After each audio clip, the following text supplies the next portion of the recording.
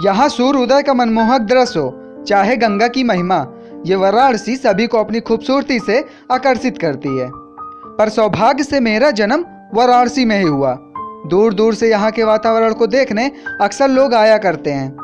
इन लोगों के लिए ये नज़ारा भले ही किसी 5 स्टार होटल में किए गए भोजन जैसा हो, पर हमारे लिए तो ये नज़ारा घर में बनी टिंडे की सब्जी जैसा ही है।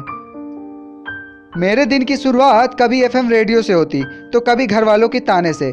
यूपीएससी की तैयारी में हर बार लटक जो जाता था, पर हर बार एक नई उम्मीद के साथ खुद को तैयार करता था। कुछ घंटे की रोज पढ़ाई के बाद कभी मन बहलाने के लिए उस चाय की दुकान पर जाता था, तो कभी अपने दोस्तों की टोलियों में शामिल होकर गपशप कर लिया करता था। मैं कुछ इसी तरह अपनी जिंदगी को काट ही रहा था कि एक दिन मुझे वो मिली, वही चाय की दुकान जिस पर मैं अक्सर बैठ चाय की चुस्कियां लिया करता था। वो अकेले मेरे सामने वाले टेबल पर बैठ चाय के मजे ले रही थी। एक हाथ में फोन था जिसकी स्क्रीन पर देखकर वो धीमे धीमे मुस्कुरा रही थी, और दूसरे हाथ पर उसके जलती हुई सिगरेट थी। टेबल पर कप था, शायद वो चाय पी चुकी थी।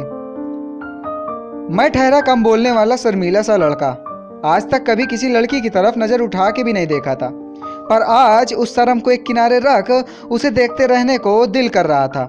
मेरे लगातार देखने से उसकी भी 1-2 बार नजरें मिल ही चुकी थी।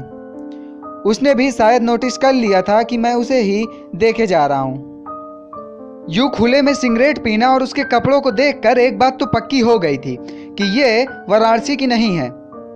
मेरे उसको लगातार देखते रहने पे उसने भी जवाब पर मुझे गुस्से भरी नज़रों से देखा। इस सिचुएशन में मैं कर भी क्या सकता था। एक किनारे रखी अपनी उस शर्म को फिर से उठाया और मैं उसकी तरफ से नज़र घुमा लिया। मैं अपने ही ख्यालों में डूबा था, तभी कुछ पल बाद वो चाय वाला तेज आवाज में चिल्लाना शुरू करता है, जब पैसे नहीं थे तो चाय पिया ही क्यों? यहाँ मैं धर्मशाला नहीं खोल रखा जो फोकट की चाय पिलाता रहूं।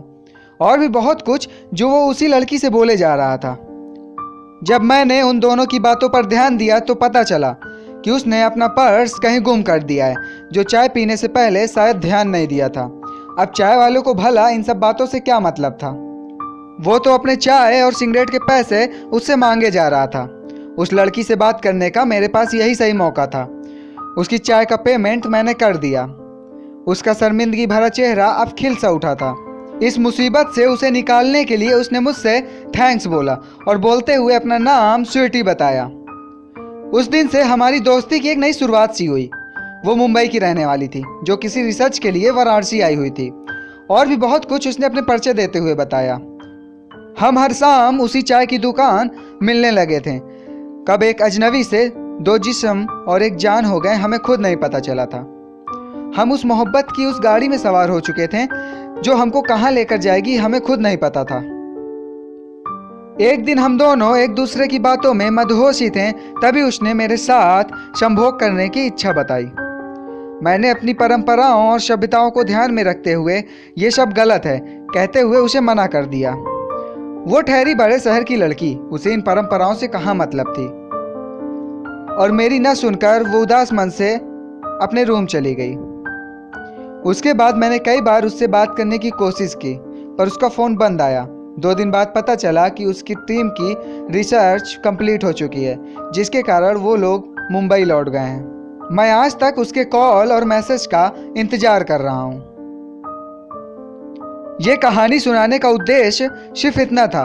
मैं ये कहानी के थ्रू उन कपल्स को ये मैसेज देना चाहता हूँ जो सेक्स को ही प्यार का अंतिम पड़ाव समझते हैं। सेक्स और प्यार से दूर दूर से कोई वास्ता नहीं है। यहाँ संभोग सिर्फ 2 जिस्मों का मेल होता है जो कुछ पल का सुख देता है, वहीं प्यार 2 रूह का मेल होता है जो एक दूसरे में जीने की वजह बनता है। तो आज की ये स्टोरी कैसी लगी हमें कमेंट कर बताइएगा। स्टोरी पसंद आई हो तो वीडियो को लाइक करना, चैनल पर नया है सब्सक्राइब कर देना, बेल आइकन पर प्रेस करके जाना ताकि आने वाली नेक्स्ट वीडियो की नोटिफिकेशन आपको सबसे पहले मिल सके।